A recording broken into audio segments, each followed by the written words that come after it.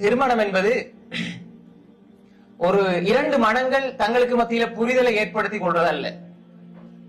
அது மட்டுமல்ல, சங்கடங்கள் பிரச்சனைகளை எப்பொழுதுமே எதிர்கொள்ள வேண்டும் என்பதல்ல. திருமணம் என்பது இரண்டு இதயங்களுக்கு இடையில ஏற்பட்ட அன்புத்தியை அணையாமல் பாதுகாத்துக் கொள்வது. புரியுதா உங்களுக்கு? அல்லாஹ் தஆலா என்ன சொல்றான்?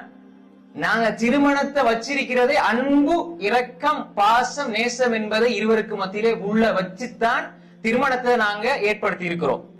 அது அல்லாஹ்வுடைய அத்தாட்சினும் அல்லாஹ் சொல்றான்.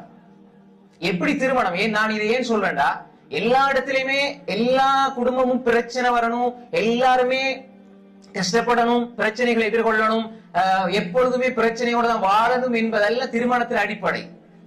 என்ன ஒரு இக்கட்டான சூழ்நிலையிலும் அன்பு குறையாமல் பாதுகாத்துக் கொள்ள வேண்டும், அதுதான் அடிப்படை.